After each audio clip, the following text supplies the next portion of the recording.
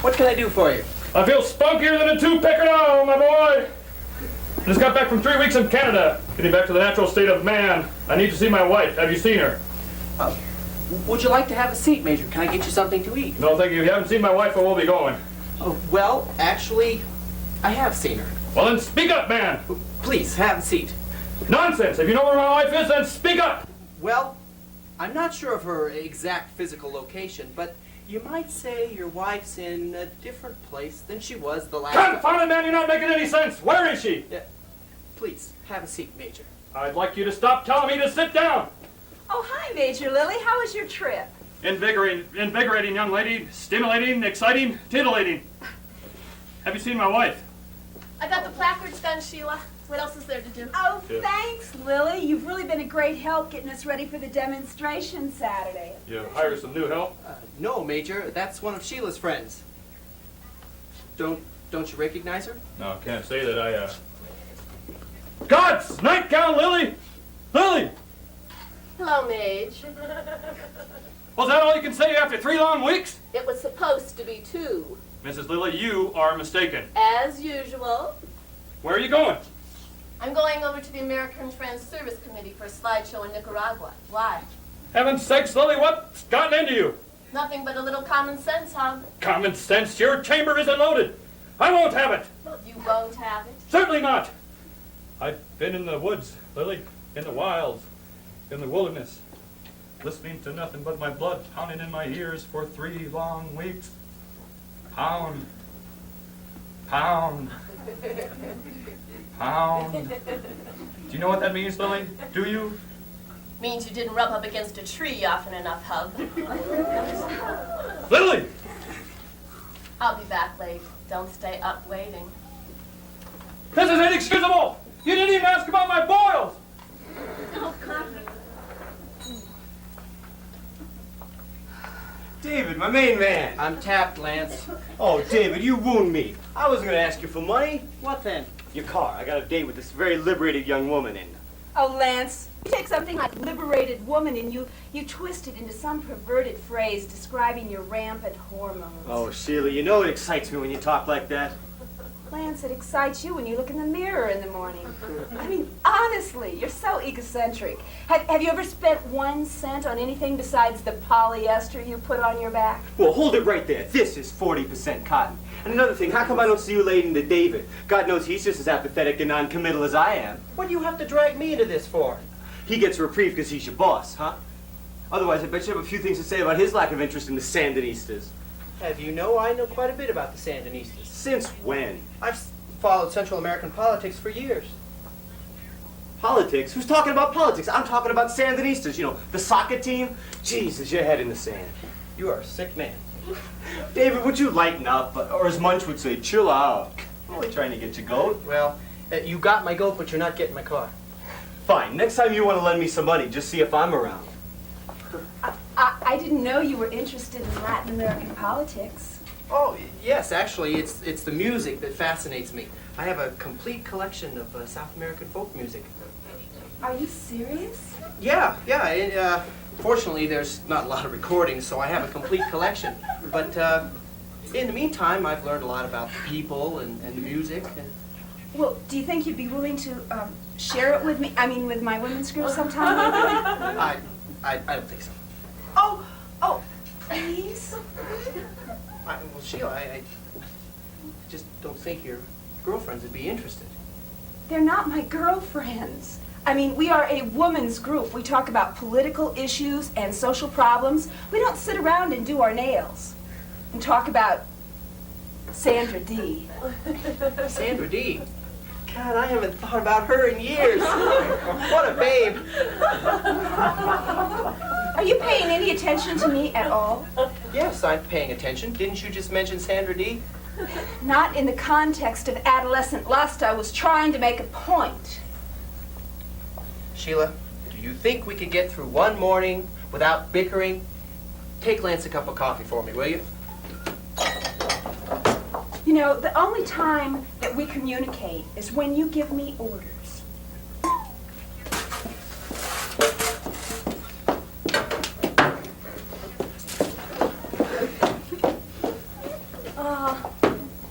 me, please. Are you the owner? Yes, I am. Oh, how do you do? My name is Greta Carponi. Thomas Johnson said I should speak with you. Tom? Gosh, I haven't thought about him in a while. How do you know Tom? He was a friend of my late husband's. He used to do my husband's accounts. No kidding. Tom's a great guy. What's he doing now? Oh, hello. You're still held captive, I see. Is that what they told you? Do not worry. You must climb the ladder step by step. Can I get something to eat? I wouldn't eat here if I were you. Shortneck. There's a rumor the plants are bugged. It could be dangerous for you. Oh, I love danger. It excites me. That's why we came to this planet. Women, you're all alike. So, when did you two meet? Oh, the other evening I came to see you, but you were not here. And you actually had a conversation with him. It was quite pleasant, actually. He is very funny. Very. What can I do for a friend of Tom's? Oh, Tom knew I was interested in opening my own restaurant, so he suggested that I come to visit you and obtain data relevant to the recreation of this habituary. Well, Denver can always use another pretty woman. Who said anything about Denver? Psst, hey! Excuse me. What? Don't fall for it. Fall for what? I haven't figured out what she does with the information yet, but when I do, I'll be able to make the proper contacts. Good. You do that. In the meantime, why don't you fix the lady some of your world-famous soup? Soup? Oh, you mean the soup. Got it. She'll never know what hit her.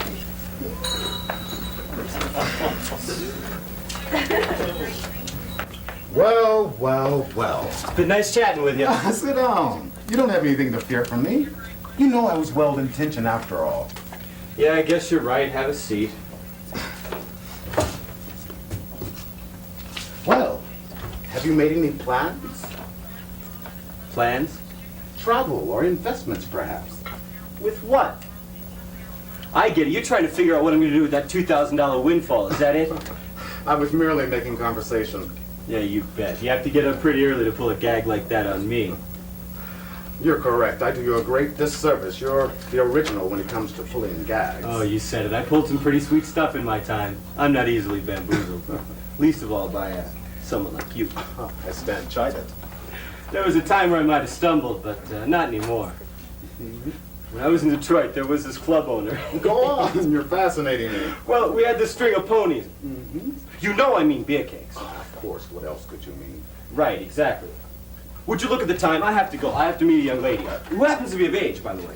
Hey, let me know if you need to make any travel arrangements on your own.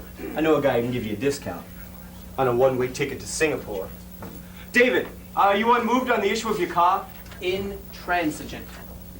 I'll assume that means no, since you're being so coy. Good night, Lance. One can only hope. So, you were saying about the startup capital? Well, I can put you in touch with a loan arranger. She did an excellent job for me. In fact, she's supposed to stop by here in the next day or two to check on how I spent the money for the writer of my loan. Oh, well, be sure and let me know when the loan arranger writes again. I can see why you and Shortneck hit it off so well. Well, speaking of your hot cook, I just remember. Would you give him these flowers from me? These are for Shortneck? Are you sure you want him to have these? Quite sure. I know he will enjoy them immensely. Okay, Be certain that he reads the card. sure. So long. Goodbye.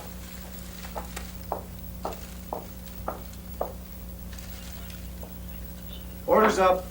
And so's her number if you get me. She's gone. Gone? She's slick, I'll give her that. She must have known what was afoot. What did you put in this? She must have known what was afoot. That's all it could be. I'll show you what's afoot. Now you listen to me carefully. If you ever put knockout drops in the food again, you're going to find another place to knock your worst. Do you understand me? Look, I realize you gotta play along. They're watching you too. Understood and duly noted. What's that? What? Roses. I smell roses. Now, where did those come from? Oh, Greta Carboni left these for you. She told me to have you be sure and read the note. Even the swinging together of sleeves is preordained by destiny? What? And you trusted her. She knows I'm allergic to roses. Now, how would she know that? She's one of their agents, damn you. They know all, they see nothing. Now do you believe me? She works for them. Them who? All right, this is it. The jig is up. She's made the first play. It's every man for himself. This is war. Sheila! Yes? Oh, aren't those beautiful? Get them out of here. Those are weapons of subversion. Oh, David, thank you, but what are they for? For trying to be a good citizen and for keeping a clean nose. This is what you get for commingling. Oh, have you know David and I have never commingled? I'm just as surprised about this as you are. David, isn't this kind of sudden? What? I mean, the way we bicker all the time, I didn't even think you liked me. Oh, Sheila, of course I like you. Oh, you do? I'm so happy to hear you say that because I know maybe I get it from my mother and maybe I tend to be a little dramatic at times and it gets on people's nerves. Well, you do have a tough job holding up the other half of the sky. You know about the Maoist dialectic regarding utopian communism? Not in so many words. But you know what Chairman Mao said about women holding up half the sky? Well, Cease these words of ungodly disbelief. Repent of your atheism. Repent today and let me bring you to the Lord. will you get out of here? The Lord the devil has you by the throat, sir. I can smell him.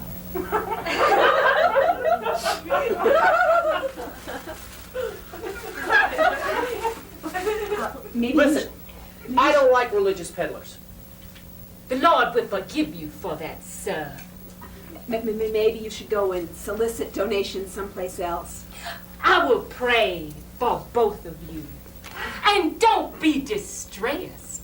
The Lord wants me to come again to this place, and he will call me here again.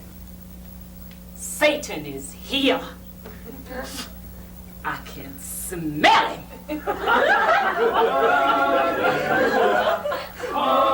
Hallelujah, hallelujah.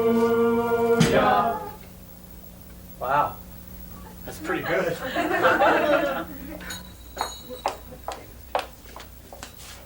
I would really appreciate if you just do as I asked. Boy, if I could just spend a little more time, I know I can fix it.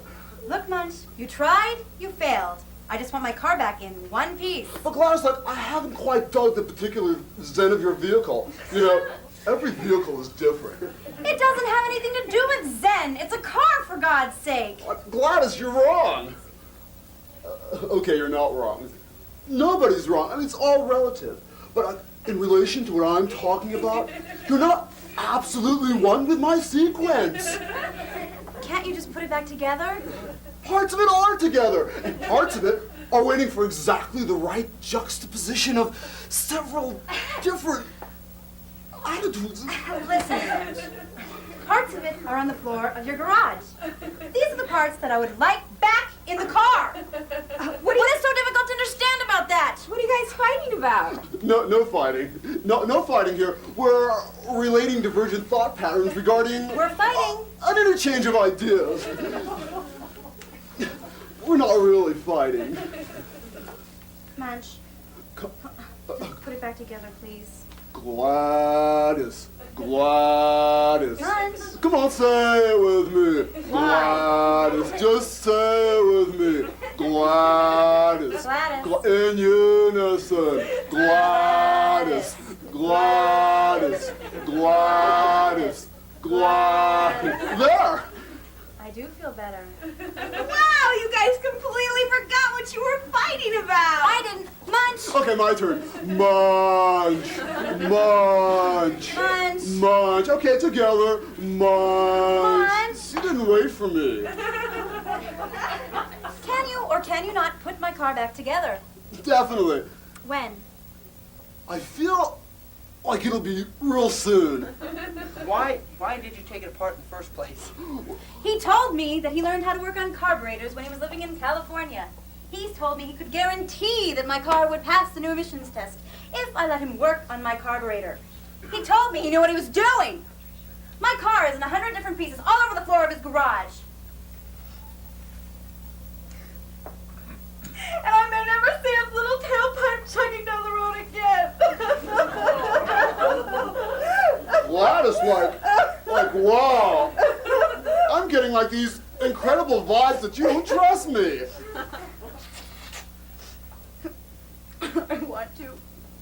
I want to, but I don't. Heavy. Very heavy. I have to go through like this macho mechanic trip to gain your trust, like some Midwest farm boy with zits all over his neck. Cool, Gladys. Okay, cool. I'll get all greased out, and I'll remain in the scuzzy state for as long as it takes to get your carbon-based, fossilized, fuel-operated automobile polluting the air at an acceptable standard. Will that, like, totally relieve your gestalt? Oh, yes! Well, you know what they say. A storm in every port.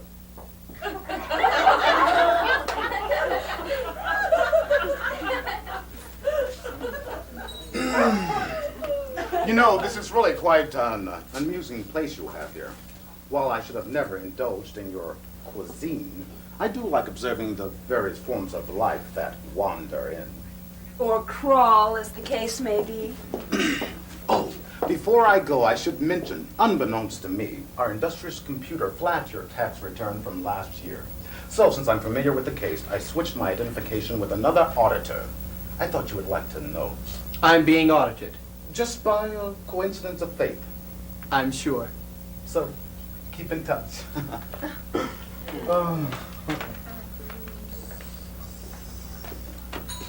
Oh, David, I forgot to tell you, the baker came by this morning while you were at the bank, and he said that if you didn't call him by noon, he was going to cancel your order for tomorrow.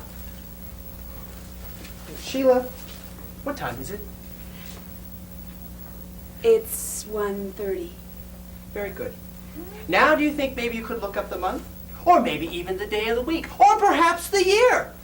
Oh, I'm sorry. When are you going to learn to write these things down? Now I got to make another appointment, see if he'll come back.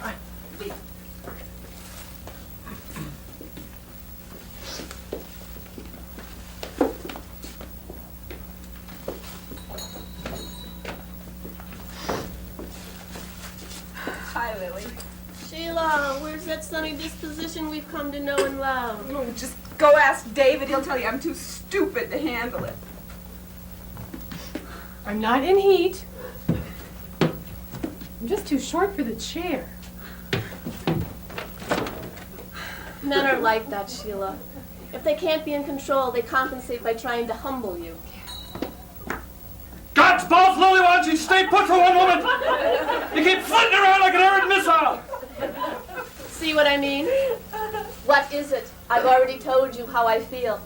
If you could get that confound woman out of my house, we could talk this thing out and work this thing out. We could talk uninterrupted. Why did the chiropractor take an hour to tie his shoe? Because he was feeling for knots. There she goes again. She keeps flitting like that all the time. Well, you know, Annie's a little disconnected, but she does have a lot to say. You stow it! If it weren't for you getting your clammy hands on my wife while I was gone, that warp from outer space wouldn't have fixed itself to my abode. Besides mixing your metaphors, you are making the same mistake that you always do, assuming that I cannot talk for myself.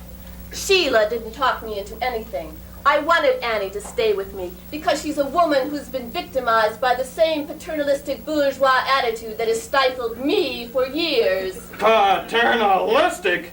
You don't call that brainwashing, but by God I do. used to make sense when we talked. I used to do nothing but agree with you. That's not true, Lily. Remember those nights when you used to kick back, Lily, my little filly? I used to kick back to get your attention. I thought I needed it. So, the lieutenant said to the sergeant, "That's not what I meant by stand and deliver." Now she's making cracks about the institution that protects our country from outside invaders. I'm more afraid of the protectors than the invaders, Major. You'll forget. I've seen the military operate all my life, and I've never seen anything that would give me cause to feel safe. Everyone who loves it is on an egocentric power trip. Everyone who loves it has no regard for humanity. Stop right there, Lily. Everyone who loves the military should be blown to shreds and have their faces ripped off. Oh, Lily, maybe you've gone a little too far. I don't care. If I've swung too far to the left, I can always swing back. But for right now, this is great, and I'm loving every minute of it. Mrs. Lily. Lily! Lily! Lily! Lily, hello! Now, Cowboy, that there is a song you should learn to... Cowboy! Cowboy, what are you doing out there? Get those tight little buns of yours right in here now. Like I was saying, hi, Lily, hello. That there is a song you could learn to sing. Right now, I ain't never fixing to sing again. You've been grumping around all day. Just what you got stuck up here behind, huh? A baseball player with 4 balls shouldn't be able to walk. Now, just what is your problem? Sheila, honey, will you try to talk some sense into this here guy? What's the matter, Cowboy? Well, I don't mean to speak unkindly about your ma, ma'am, but this here woman's driving me to drink. Hey, don't worry, Cowboy. You ain't the first. Oh, now you just wait a minute there, young lady. You hold on to those horses of yours, okay? I may have put a couple of husbands in the grave, but they all died with smiles on their faces. Mm-hmm. Yes, they did. And your hands in their pockets. Mom, I thought you were going to make him a singing star and not a French poodle. So the sailor says to the hooker, "Are you kidding? French is my second language." Oh, come on, sweetheart. Tell Mama what's wrong. Didn't I get you this new outfit? Look, it shows off your buns so nice. I don't sing with my buns, Yeah. but I wonder if I could get a job with the village people. Listen, you do not become a singing star overnight. Well, if you sleep with the right people, you do. That's what I read in People magazine. Besides, I ain't cut out to be your lapdog. So the veterinarian said to the hooker, "That's not what I meant by a Cocker Spaniel." We had to get ourselves all tooted up, okay? Because we're going to talk to that writer fella that I talked to, all right? I don't see why I couldn't have just taken that job that was in the paper. I mean, then I could have some money and buy my own clothes. Read my lips, sweetheart. You do not have time to work. You have got to practice, practice, practice, and meet all the right people who are going to help you with this career. Yeah, but that job was disgusting and beneath your dignity. I'm going to write to the editor of that newspaper, publishing a job notice like that in a public newspaper. What job are you guys talking about? is a job for a stud finder. Yes. Now, I know a stud when I see one. You folks, you city people, you don't know a stud from a knot in a tree. I'm plumb amazed. I could get paid for finding those things. I cannot believe the disgrace that this town has come to when you can find in the Denver Post an advertisement for a stud finder. Cowboy, Mom, a stud finder is somebody who works for a construction company. It's a person who looks for studs in the wall. In the wall? What are they doing in there? Do you mean to tell me those contractors have those men locked up inside the drywall against their will? Oh, I'm gonna call the governor on this one. Hold on a second. Does Mayor Pena know this is going on? Hey, maybe that's why it's taking so long to build that convention center. You know, I had to find all them studs for all them construction workers. Oh, it boggles the mind. You two are scary.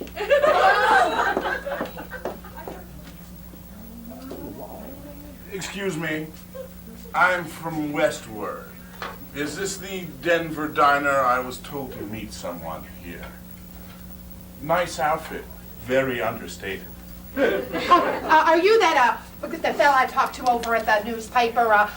You're a writer, aren't you? Yes, you are. I can tell because you've got the eyes of a writer. Tiny, beady little eyes that see all and tell all. Well, I'm so glad to meet you. My name is Carmen, and hey, this here is the singing cowboy I was telling you about. The singing cowboy to end all singing cowboys. Absolutely. Say hello. How do, sir? Get a load of this. Oh, bury me not on the lone prairie. I'm a rootin' tootin' cowboy, yeah, my chest is hairy. I came to praise you, not to bury you, but I think I have my work cut out for me. Hey, you, David! Come on out here and meet a real-life writer from Westworld magazine. Mm-hmm. His name is Alan Dumas.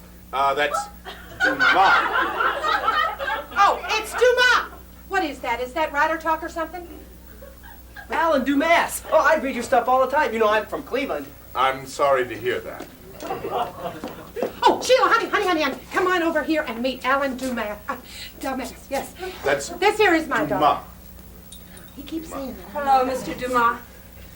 I never read Westword. I think it is pathetic the way Westword has digressed from being a journalistically progressive alternative news source to nothing but an advertising supplement for yuppies. Oh, darling, how are you feeling? Is there such a word as journalistically? I doubt it. Hey, Alan Dumas. Hey, I read your stuff all the time.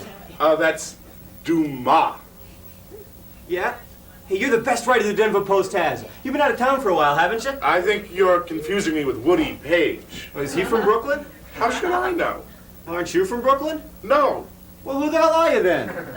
This here is Alan Dumas. That's Dumas. Please, Dumas. It's French. Hey, don't you want to hear me sing some more? But let's get a little bit of background first. So the prince says to Cinderella, hang around, come back at midnight, we'll see if it fits.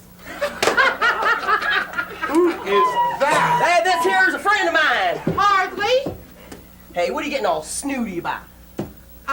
Annie is not the kind of person that Mr. Dumbass here is interested in meeting, okay? For the last time, it's Dumas. Yeah. It's French. And you shouldn't be wasting your time on her either, okay? I mean, if you're serious about becoming a singing star, you should be worried about cultivating the right kind of backers. Right, Mr. Dumas? Well, you know what the It's time spelled D-U-M-A-S, but it's pronounced Dumas.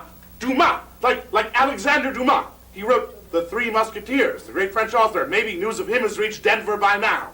Oh, honey, don't look at me. I ain't from around here. Me neither. Me neither. We neither. Hey, wait, which street did he write about? I mean, Cubby and Karen are always my personal favorites, you know. Kind of figured they had a little thing going. Cubby'd always get that little look on his face whenever Karen would hand him his drumsticks. Wait a minute, you guys. You mean to tell me that none of you guys are from Denver? I can't believe this. This is a show called The Denver Diner. Takes place in a place called The Denver Diner. Takes place in Denver. And none of you are from Denver. Yeah. I just can't believe that. I mean, isn't that saying something? Isn't that a telling commentary? Hey, aren't you Alan Dumbass, the writer?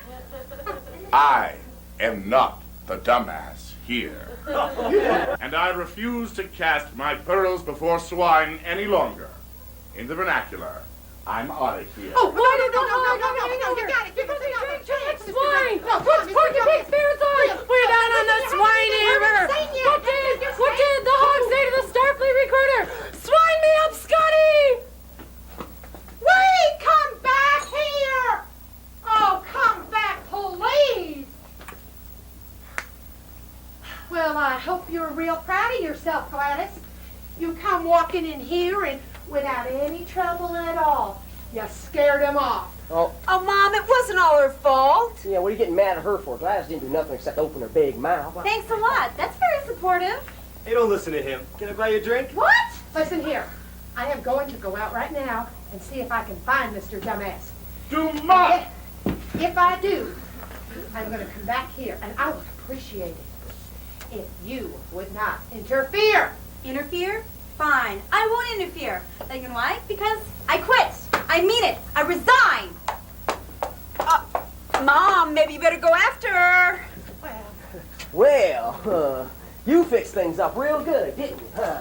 Now I ain't gonna be in the newspapers, I ain't gonna have a personal secretary, and I don't have any singing jobs.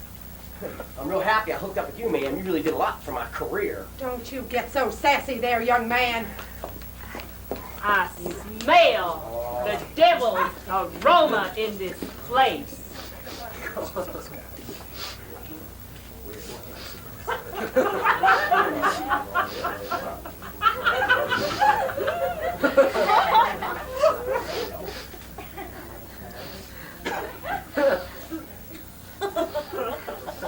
Did you hear about the spiritualist who died in the Indian restaurant? He never should have asked for his order to go.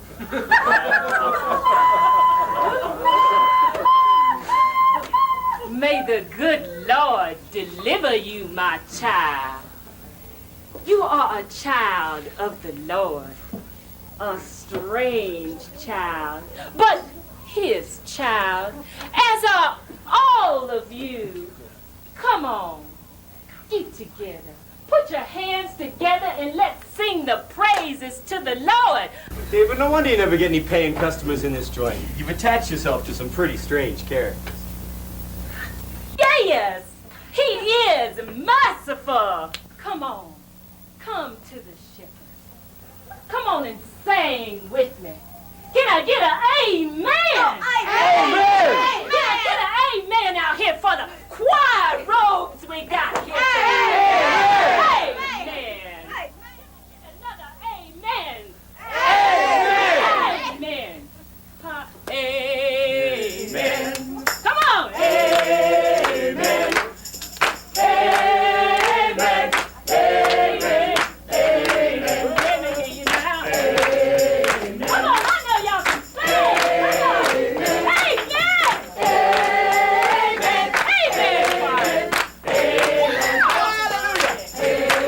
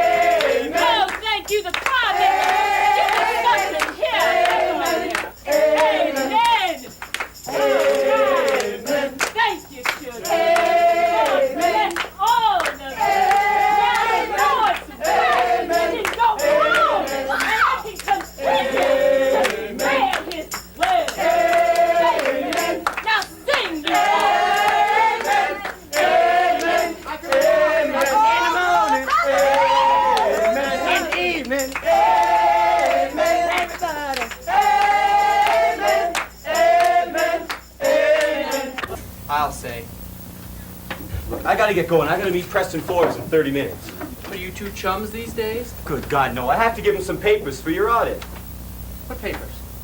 Papers about the deed of sale on the diner. Oh, Davey, why don't look so crushed? It's the IRS, buddy. I gotta comply. Lance, Yeah. imagine a great city and then move there. Ooh, that's very good. That's very good. Now how about a little physical abuse later?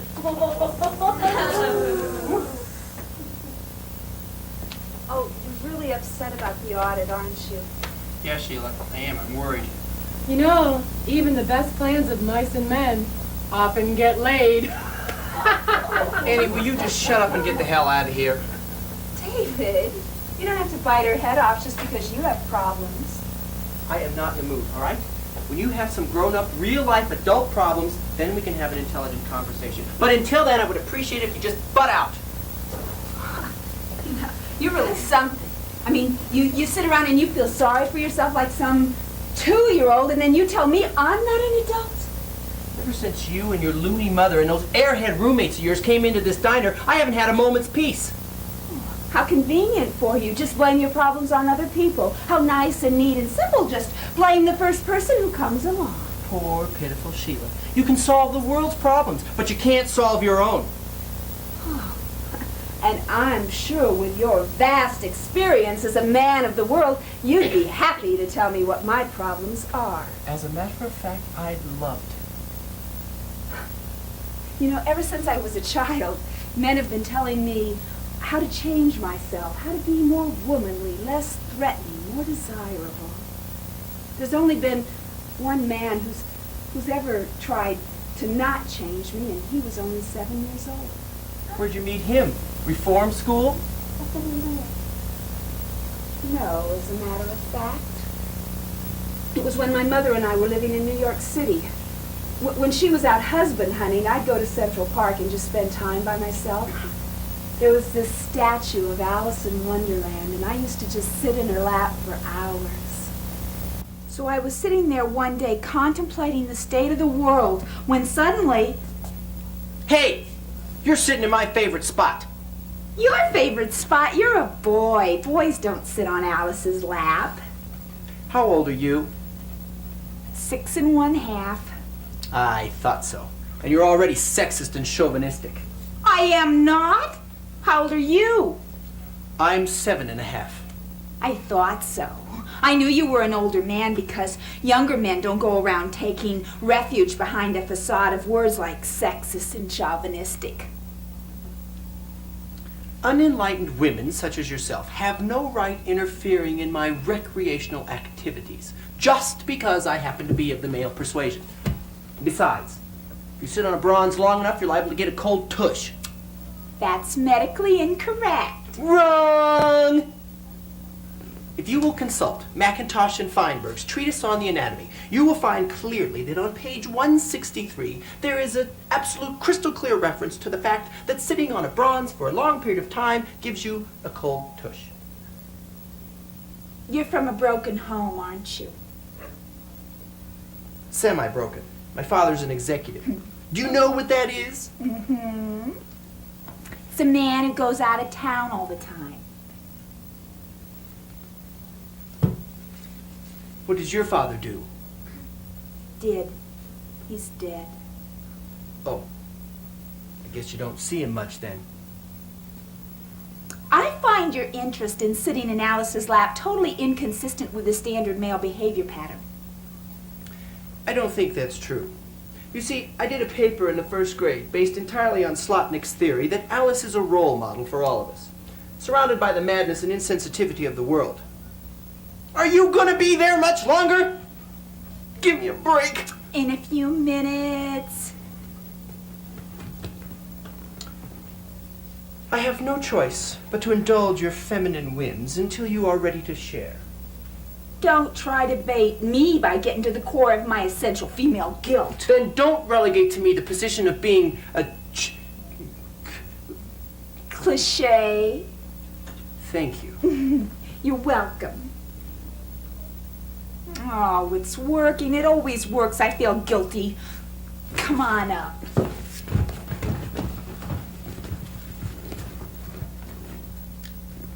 So peaceful up here. Can you belch?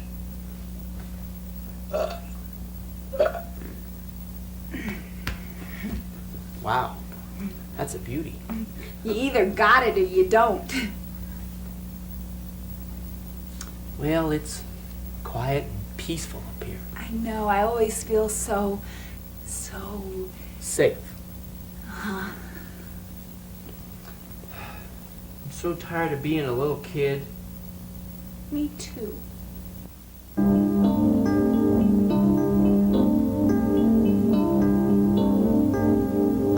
It's a matter of time to Sarah Lawrence. It's a matter of time till I'm in Rome and Florence. I'm gonna be famous. Gonna be famous. It's something we must accept. Fifth Avenue penthouse. And I might even be kept. In a couple of years, my peers will throw me parties. In a couple of years, braziers and lunch at Sardi's. Other people will envy us as our fortunes climb. It will happen, I know. It's a matter of time. And when we're at our very peak, when we're known all over the map, every day we'll sneak away and sit here on Alice's lap. Sit on Alice's lap.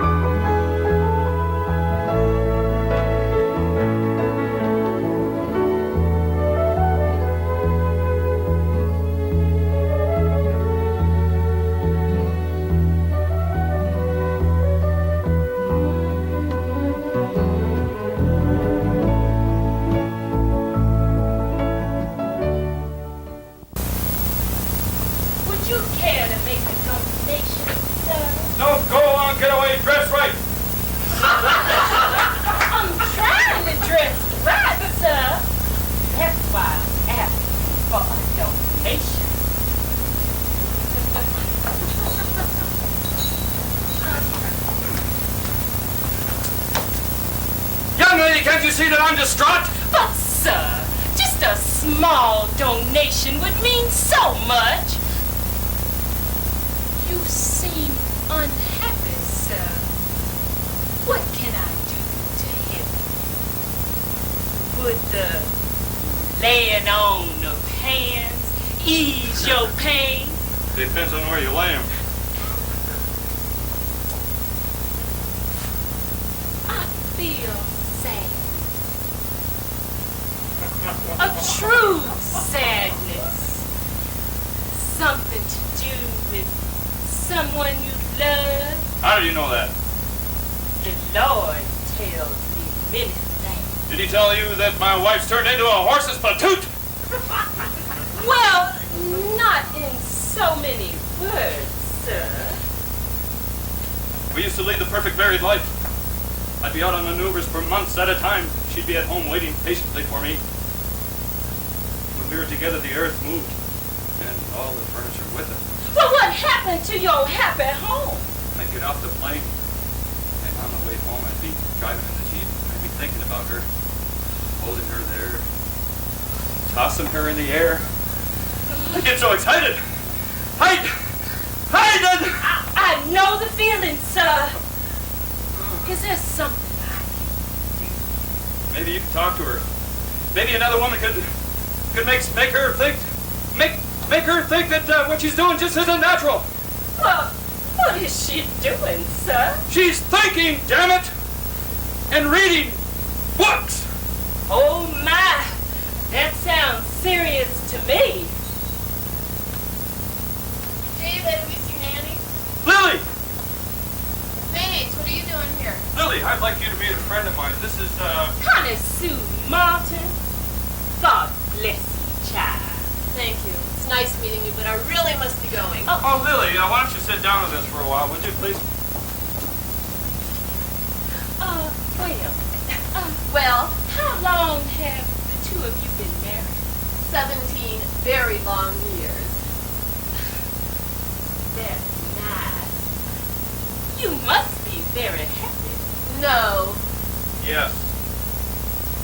I'm a pastor of the Church of the Lord, and the Lord smiles favorably upon us happy. Well, he isn't breaking his jaws on us. You seem to be unhappy. You're correct in that assumption. May I ask why? Because my husband has been brainwashed by the military-industrial complex into thinking that I'm no more than a concubine for his animal needs. And what's wrong with that? I am lucky enough to have found women friends who support me in my newly discovered sense of self. You know, sometimes your friends want your man, and they'll say anything to distract you. Why, you can't believe that this man is unworthy of your love. He's strong, handsome, passionate, devoted, pea-brained. Jesus Christ, Lily. Oh, I'm sorry. The church smiles.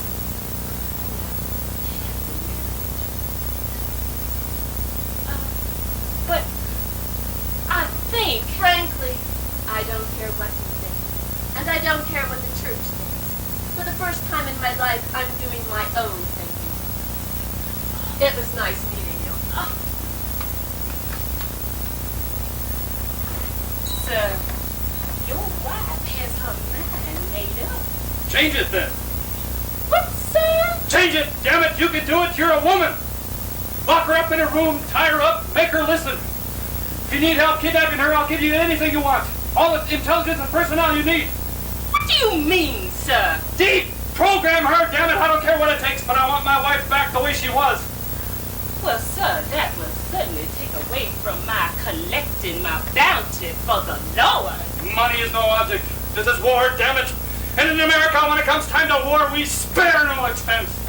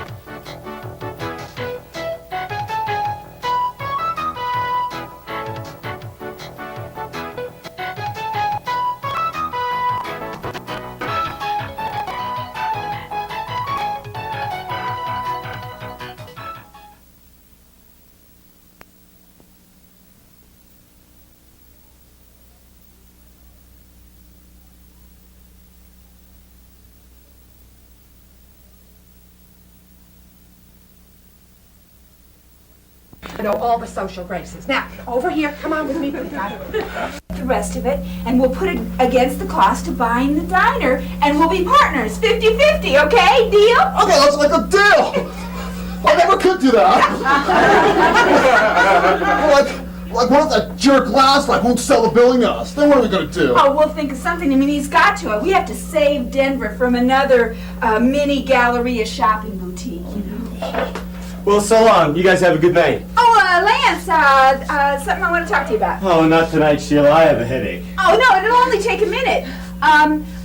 Joe Myers, she liked Munch's Cavern so much that she said that she would like to buy the building. And I said, well, the building isn't for sale, but the one next door is. And she said, great, I'll take it. And I said, wonderful, I'll tell the owner. You mean I finally found an owner for that dump next door? Nothing personal much. She said she'd send the check in the morning. Well, why doesn't she bring it by herself? Oh, she said that she's such a busy woman, and I said, well, I'll just act as your agent. Yeah. All right, Sheila, you're finally showing some business sense. Well, hey, I'm gonna go home a happier and richer man. I finally outsmarted Lance. Wait till he finds out that the two people he can stand least on the planet just bought the building out from underneath him. Like right up his, you know? Yeah. Between you and I, Joe Myers kind of had a thing for me. I didn't tell anybody, but afterwards she kind of stuck around and tried to make the moves on me. Wow. Yeah, she really did. So I guess if I ask her, she'd probably be willing to help us out. Yeah, I didn't know you had it in you, Munch. Oh, well, yeah. Good night, guys. Hey, Lily, can you keep a secret? I mean, Munch and I are going to buy the building next door. We won the money playing the lottery. What are you going to do with it? I don't know. What do you think, Munch? I mean, you don't have to work now unless you want to, and you might decide to stay in L.A. with Gladys. Oh, I know what I'd do with it, by God. Like what? I turn it into a military surplus store. Stand to make a fortune. The way these young kids are walking around the shopping centers with military gear on. Yeah. I think you're wrong, Major. I think the 60s are coming back. I think we should open a 60s memorabilia shop. I think I had that idea once. As usual, Mrs. Lilly, I am wrong. Major, don't start. I think you're both right. You can have it both ways. You can open a psychedelic surplus store for military equipment and stuff like that. Arms and guns and you can anything. Could be fun. Iranians will buy it. That's a great idea, Munch. That is a good idea. It is a good idea. It is? Munch, would you consider leasing the building to us next door? What do you think, Major? I say if the boy says go, let's go. Well, no. I mean, I could still work downstairs, and I could leave all my junk there and get mail whenever I get it, and if you come to there, sure. Yeah, and I could rake in all the dough. Hey, sounds like a deal to me. Yeah. Cool, I'm sold. Needles and pins, when you get into show business, your trouble begins. Oh, Annie, I'm so glad you were here. I'm sorry you have to go back so soon. You know what they say, while the mouse is away, the cat eats gophers. Well, yeah. You better go back to L.A. Before the Cowboy fills in, with all that idle time. Like Tano said to the Lone Ranger, going the wrong way, stupid! What?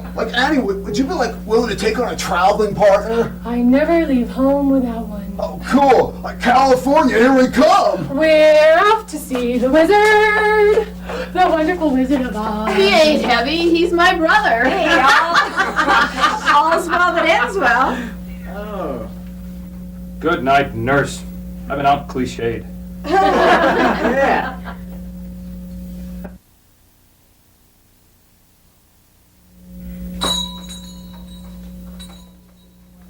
So what do you think? Quite a place, huh? Don't say it. You're speechless, right? Hey, what'd you say your name was? Steven, right? Look at this, Steven. Authentic Dineret appliances. In the first place, always call me Steven. In the second place, why is the owner dumping this place? Why is he putting it up for lease? Dumping? Dumping? Oh, I cannot believe you would use such poor phraseology. He croaked. He's with his loved ones in the sky. I'm sorry. It's all right. Poor choice of words. Apology accepted. Well, I might as well tell you right from the start. I am a woman of means. I work out of my sense of responsibility. If you want me to stay here and work for you, I will. But here are my conditions. Union representation, Saturdays off, and no uniforms. I'll see you later. I'm gonna go check on my new building. Hey, hang on a second. Be careful, I wouldn't want you to fall on your cannon and break every bone in your body! You know, this place is kinda homey. Hey, you're right. It's the kind of place where young kids come to forget their parents. Husbands come to forget their wives, and wives come to forget their husbands. The Denver Diner. This place is a gold mine. A gold mine! I'd open a place like this myself if I wasn't so successful at what I'm doing now. Just think about it, though. Anybody in the world could walk through that door. Anybody at all.